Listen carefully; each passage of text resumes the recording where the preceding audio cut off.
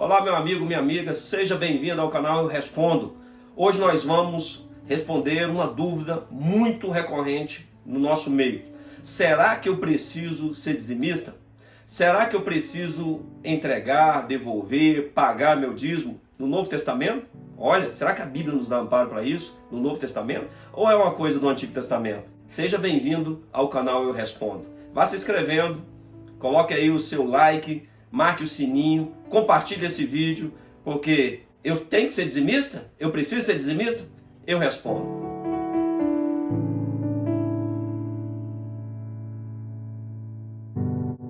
Dízimo, por que tem que ser 10%? Você pergunta. Vá no dicionário Aurélio e você verifica que o significado de dízimo é a 10ª parte de um todo. Então dízimo é a 10ª parte de um todo. Você precisa verdadeiramente calcular com 10% da sua renda. Aí você fala assim, mas pastor, é só no Antigo Testamento que nos dá amparo para dízimo. Hoje nós vamos conversar bastante sobre isso. Outros falam, a dízimo é por conta da lei. Mas a lei, meu amado, surgiu tão somente em Êxodo, capítulo 20, por intermédio de Moisés. E nós temos, antes de Êxodo, Gênesis. E nós sabemos que a Bíblia nos dá amparo em Gênesis capítulo 4, que Abel trouxe a sua oferta para o Senhor. Caim também trouxe a sua oferta para o Senhor. O Senhor se agradou da oferta de Abel e não se agradou da oferta de Caim. Aí você fala o seguinte, mas isso aí é oferta, é diferente, não é dízimo. Mas você pode verificar que Abraão, ele foi o primeiro dizimista. Lá em Gênesis, no capítulo 14, verso 20, a Bíblia diz que Abraão trouxe o dízimo de todas as coisas. Abraão foi dizimista. Posteriormente surgiu a lei. Então nós vamos falar aqui alguns versículos do Antigo Testamento para nos dar amparo em relação ao tema que agora nós vamos narrar, nós vamos discorrer.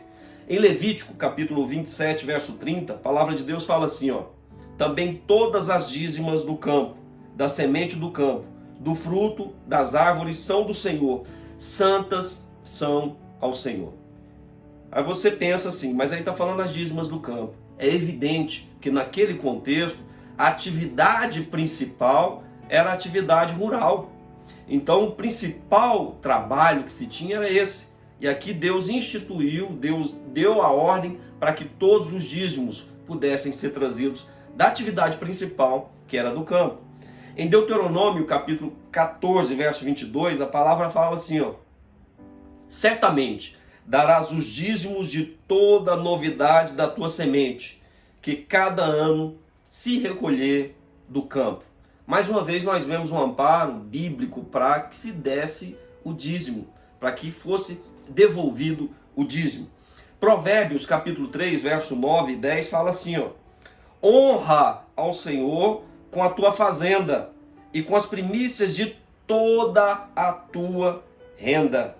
E se encherão os teus celeiros abundantemente e transbordarão de mosto os teus lagares. Aqui já dá uma ênfase em relação à renda, que já é uma palavra mais odierna. Renda, aquilo que nós recebemos no final do mês.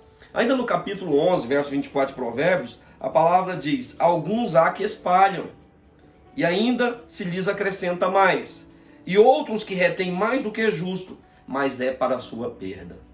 Nós vimos amparos bíblicos no Antigo Testamento e existem outros vários em relação a dízimo. Aí você diz, mas tudo isso é do Antigo Testamento. Tudo isso quer dizer que é pertinente ao Antigo Testamento. Meu querido, eu vou trazer para você 1 Coríntios capítulo 9, verso 13 e 14. Novo Testamento, hein? Não sabeis vós que os que administram o que é sagrado comem do que é do templo? E os que de contínuo estão juntos ao altar participam do altar? Assim ordenou também o Senhor aos que anunciam o Evangelho que vivam do Evangelho. Então é bíblico o dízimo. Deus instituiu o dízimo para todos aqueles que anunciam o Evangelho, que eles vivam do Evangelho. 2 Coríntios 9, 6 e 7. Mais uma vez, Novo Testamento. Paulo fala o seguinte para a igreja de Corinto. E digo isso, que o que semeia pouco também ceifará. E o que semeia abundância, em abundância também ceifará. cada um contribua segundo propôs no seu coração, não com tristeza, nem por necessidade, porque Deus ama o que dá com alegria. Ou seja, o coração daquela pessoa que cumpre o mandamento do Senhor tem que ser alegre, um coração alegre. E eu agora vou voltar para Mateus 23. Isso aqui quem falou foi Jesus, ok?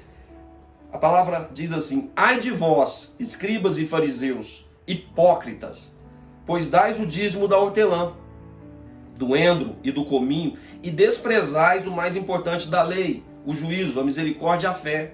Deveis, porém, fazer essas coisas sem omitir aquelas. E aqui eu quero dar um dos princípios do Novo Testamento que Jesus cumpriu. Meu amado, tudo o que não foi proibido no Novo Testamento, presta atenção nisso, tudo o que não foi proibido no Novo Testamento está em pleno vigor. Isso é uma das regras do ministério de Jesus. Tudo o que ele não proibiu no Novo Testamento está em pleno vigor. Ou seja, Jesus, ele condenou o sábado, ele mudou essa ordenança. Jesus, ele condena os sacrifícios, porque ele passou a ser o próprio sacrifício. Jesus, ele diz sobre a lei veio no Antigo Testamento exatamente para fazer com que as pessoas tivessem noção, conhecimento do pecado. Mas a lei não salvava. A salvação é pela graça no Novo Testamento, e tão somente pela graça. Jesus veio para cumprir a lei, mas a lei não salvava. Então o que é perfeito, que é o sacrifício de Jesus, aconteceu. E pela graça. Foi o motivo da vinda de Jesus. Eu quero ler também com você Malaquias capítulo 3, no verso 8. Vou para o Antigo Testamento agora, hein? Vou mostrar uma coisa interessante para você. Malaquias 3, 8 fala assim, ó, roubará o homem a Deus? Para aí. Roubará o homem a Deus? Se você for lá nos 10 mandamentos, você vai ver que um dos mandamentos é furtará, não furtarás. Né? A questão de furtar, me permita aí os doutores do direito penal, existe uma diferença entre furtar e roubar. Furtar é você subtrair coisa alheia móvel para o seu uso próprio ou de outrem. Roubar não, é acrescentado mediante ameaça ou violência. Então é algo muito violento, brusco, o roubar. E aqui Deus coloca, nessa palavra de Malaquias, roubará o homem a Deus? Então quando a pessoa não dizima, ela está fazendo algo violento, ela está fazendo algo que ameaça. Roubará o homem a Deus? E ainda está roubando a Deus. Por que ela está roubando a Deus? Porque o dízimo não nos pertence. Nós não podemos, a outra regra do dízimo, nós não podemos administrar aquilo que não é nosso. Deus nos dá 90%. 10% é dele, nós temos que devolver. Ah, mas Deus não precisa do dízimo. Ageu 2:9 fala que Deus é o dono do ouro e da prata. Ele não precisa mesmo. Mas por conta do que ele instituiu na sua palavra, nós temos que ser fiéis. Continuando, ele diz o seguinte: todavia vós me roubais e dizeis, em que te roubamos? Nos dízimos e nas ofertas alçadas. Com maldição sois amaldiçoados. Olha só, a pessoa que não é dizimista, ela é amaldiçoada. E muitas das vezes ela não entende o porquê de que ela recebe o salário mensal, não paga absolutamente nada e não sobra dinheiro. A continuação vai te dar essa explicação. Trazei todos os dízimos à casa do tesouro, à igreja. Você não pode direcionar o seu dízimo. Você não pode direcionar aquilo que não é seu. Você tem que levar para a igreja. Trazei todos os dízimos à casa do tesouro, para que haja mantimento na minha casa. E depois fazei prova de mim, diz o Senhor dos Exércitos, se eu não vos abrir as janelas do céu e derramar sobre vós bênção tal, que dela vos advenha maior abastança. E por causa de vós repreenderei o devorador, para que não vos consuma o fruto da terra. Está aqui, meu irmão. Por causa de vós repreenderei o devorador. Essa casta maligna, devorador, não adianta você repreender. Não adianta você determinar no nome de Jesus para sair, que não vai sair. Não pelo poder do nome de Jesus, que há muito poder, mas pela essência e pelo princípio bíblico. A única forma do devorador sair da sua vida está aqui, Malaquias 3:11. É você sendo dizimista. A única forma de você ser abençoado nessa área. E aí você retém o dízimo. mas um eletrodoméstico seu queima, você retém o dízimo, e aí vem a sua TV queima, a sua geladeira estraga, o seu carro bate, vem uma enfermidade, você acaba gastando muito mais do que gastaria devolvendo os 10% para o Senhor. Isso é ação do devorador, que tão somente quando você é dizimista e você devolve os 10%, faz com que você seja tremendamente abençoado. E às vezes a pessoa recebe um salário mínimo somente. E com um salário mínimo, ela é muito mais próspera do que uma pessoa que recebe 10, 20, 30 salários mínimos. Eu vou também ler para você, agora no Novo Testamento, eu vou ler para você Marcos, onde Jesus Cristo estava diante do gasofilácio. Marcos capítulo 12, verso 41 em diante. A palavra fala assim, ó: estando Jesus assentado diante da arca do tesouro, observava a maneira como a multidão lançava o dinheiro na arca do tesouro, e muitos ricos depositavam muito. Vindo, porém, uma pobre viúva depositou 2 pequenas moedas que valiam 5 réis. E chamando seus discípulos, disse-lhes: em verdade vos digo que essa pobre viúva depositou muito mais do que depositaram na arca do tesouro. Porque todos ali depositaram o que lhes sobejava, mas esta, da sua pobreza, depositou tudo o que tinha, todo o seu sustento. O que eu quero enfatizar aqui para vocês é o verso 41, que fala que Jesus estava assentado defronte da arca do tesouro. Então ele observava as pessoas que estavam ali entregando o seu dízimo, as pessoas que estavam ali entregando a sua oferta. Ora, Jesus morreu, ressuscitou o 3º dia, subiu aos céus, está assentado à destra de Deus. E aí você vê lá em João capítulo 16, 17, na oração sacerdotal de Jesus, ele disse que ia para o Senhor, mas deixaria conosco o Consolador, o Espírito Santo, que habita em nós, como lá no primeiro vídeo. Lembra quando eu falei de você se converter, de você fazer uma aliança com o Senhor Jesus Cristo?